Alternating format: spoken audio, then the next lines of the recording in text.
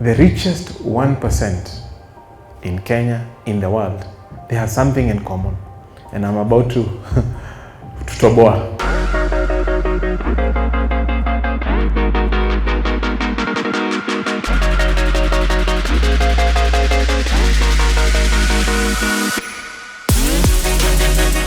How many of you here have used Netflix? Have used Netflix? I know we're in a church environment. No one is condemning you. Yeah, you've used Netflix. So, somebody, and Netflix is one of the richest companies in the world today. Yeah? So, the brains behind Netflix sat and understood a human pain point of the inconvenience of going for a movie to the movie theaters. And this thing was trying to metamorphosize into discs. You remember the discs? Yeah? And they realized there's a market and we can solve this problem. So they used their money to create a platform called Netflix to solve that pain point. And now all of us, we watch movies from our homes, in the comfort of our homes, anytime, any day. Some even watch in the office. But not the people who are in this room. That's how convenient it is. So, because they solved a major human pain point, they are now one of the richest in the world. Steve Jobs, for those of you who use iPhones, he was asked by someone, an interviewer, how will his company ever become as big as IBM and Microsoft? And he gave a very simple answer. He said, I'm waiting for the next window. I'm waiting for the next window. And the window came. And that window was the era of internet. And what anybody here who used, are they called earpods? Are they called earpods? The ones for music? iPods, eh? Yes, those ones. So he got this grand idea to have a phone plus internet plus music. All of them in one gadget. And that became the iPhone. And iPhone literally put Kodak out of business. If you look at the growth of iPhone sales and the decline of Kodak, they're actually negatively correlated because he also put the camera in. So he used his money to produce a good that was much needed, and now he became one of the wealthiest in the world. Plus his company and his shareholders. And we can go on and on and on. So, what are we saying? Wealth creation is an art of production, not consumption. Wealth creation is an art of production, not consumption. And we have all agreed that we were created to produce. And to produce is to multiply. When you multiply, you subdue. God never really created us to be consumers. There's nothing wrong with consuming, but you're supposed to leave this world better than you found it. What I see here in front of me is production. I see production. I see someone who has used their money to provide a good and service that is really needed. And you guys are beneficiaries. And you are getting this. Now you too must go out and produce. So, remember, when you pay yourself, you end up with what? When you pay yourself, you end up with Capital. Now, what do you do with your capital? Apply your capital to produce much needed goods and services. And the keywords I underline there is much needed. Because we do have a tendency of opening an M-Pesa shop next to another M-Pesa shop. Yeah? Just because PDI is doing well, you also go and open? You're getting it wrong. That problem is solved. Look for a problem, apply your money to produce a good or a service.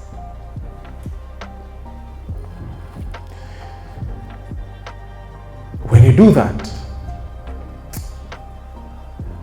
you experience something that I love so much, and I call it imposing yourself on other people's budgets. Do you remember my pie chart? Yeah? Now, other people's pie chart, you start appearing in their pie charts. Now, that's when you know you have succeeded. Because as people are budgeting, they are budgeting with you in mind. You're a landlord. Yeah? You produce the best, you have the best restaurant in town. So everybody comes there for lunch. Yeah? You're producing. They budget because of you. They go to work for you. But never tell them that, eh? They work for you. Yeah? Impose yourself on other people's budget. When you do that, you start generating business income. Remember, the other income was employment income. Now you're generating business income. And when you generate business income, every time we generate income, what do? We pay ourselves again. Now, in a month, you'll not be paying yourself once, now you'll be paying yourself twice. Where is it going? Now, do you see some amazing interaction between your investment account and your business? You're getting capital from your investment account, you're starting production is generating, cash is coming back into your investment account. But now, you are experiencing an acceleration in capital accumulation. You start experiencing acceleration in capital accumulation. No, let me say this.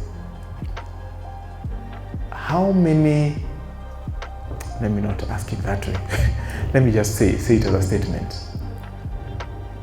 It is almost impossible for people to finish their career and they see a bonus of 1 million shilling in their bank account from their employer.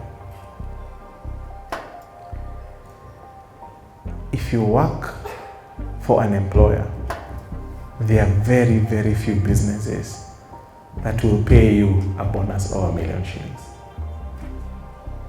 Very few.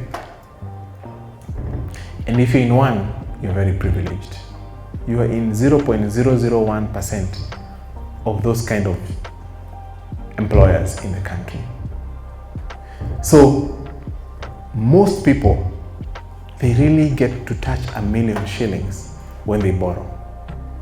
They really get to touch 10 million shillings when they borrow. If you really want to have that feeling, how it feels to touch 1 million or 10 million or 100 million without borrowing, you must do it. Produce. You must produce. Please tell your neighbor that.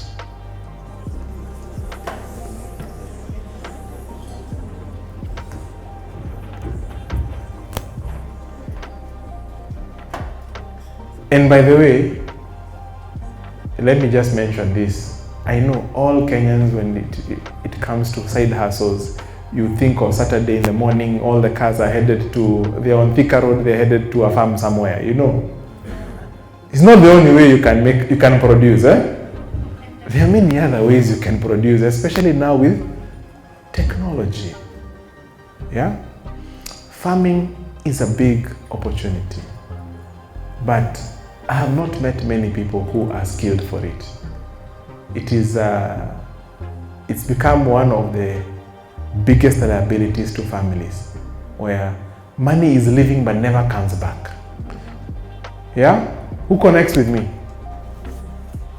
Me, I've lost money in farming, and I know many of you have. We pray for this country that one day we can make money through farming.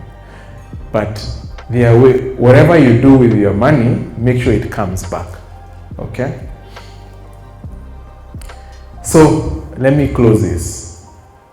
A job will make you a living, but producing goods and services will make you a fortune. A job will make you a living, but producing goods and services will make you a fortune.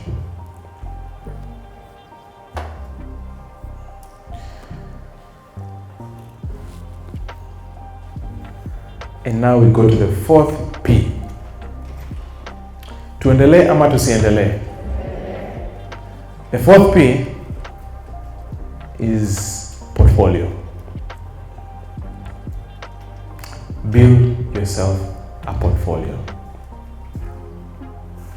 You must have a portfolio. You can have a business, you can have a job, but I'll have a problem with you if you don't have a portfolio. And I'll tell you why.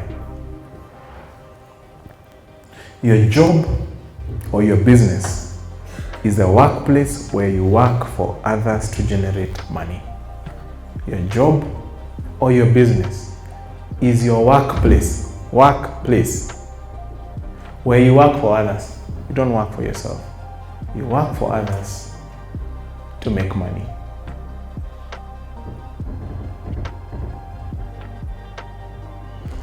But your portfolio is the store place. Your portfolio is the store place where money works for you to generate passive income. Your portfolio is your store place where money works for you to generate passive income. So the difference between money coming from your job or your business and the money that comes from your portfolio is that one is active income and the other one is passive income. Now, what is the difference between active income and passive income? Active income is money that only checks into your bank account when you show up. When you show up. So if you're in business and you don't deliver to the promise you made to your customer, you will not earn. It may be your business, but remember, you don't work for yourself, you work for others. So if you don't deliver, you don't earn. If you don't show up, you don't earn. That is active income. If you run a business and you cannot take 6 weeks holiday, you're still running a kiosk. You are as good as employed. Yeah? Now, the beauty about passive income is that you make money while you're sleeping.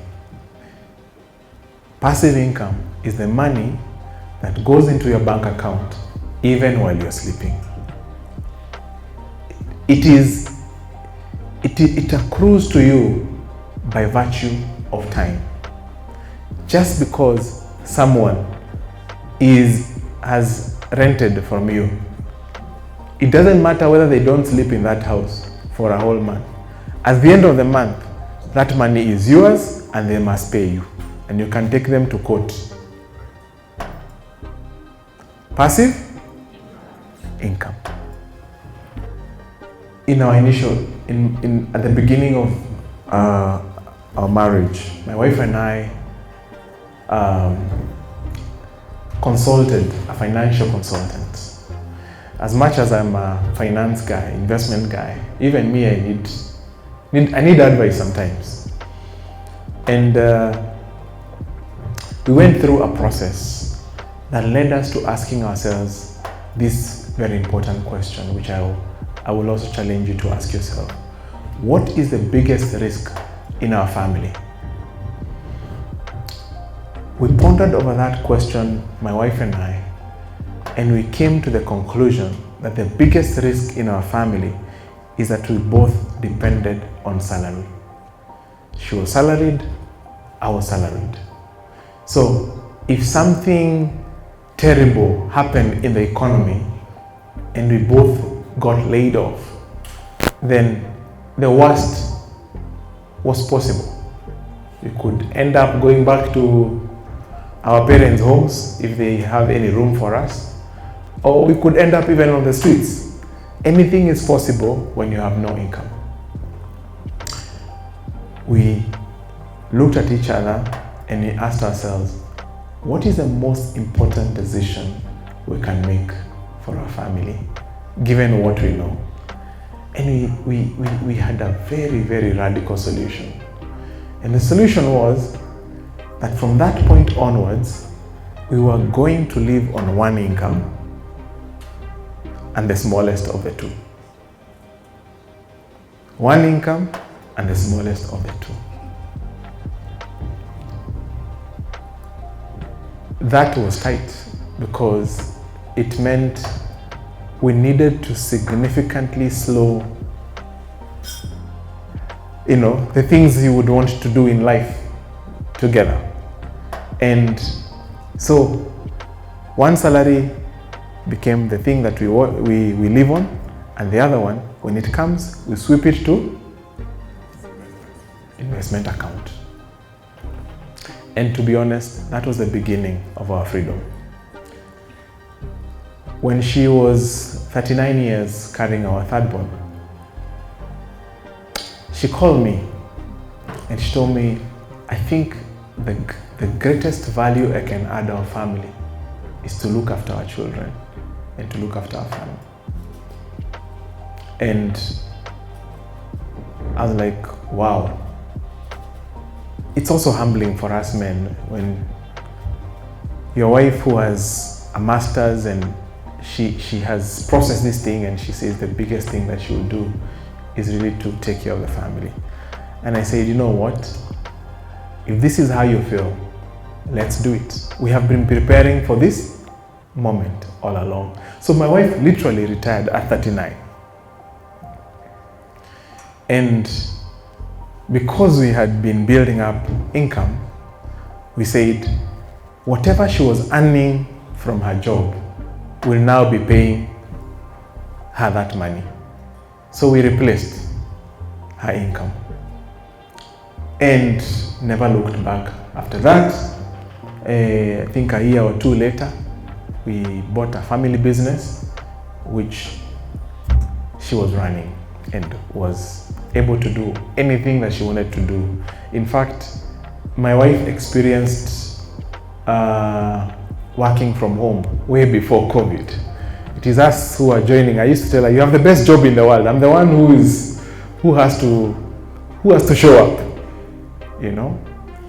And that was very satisfying because it started with this very important question: what is the biggest risk we run as a family? And taking a very bold step to solve it.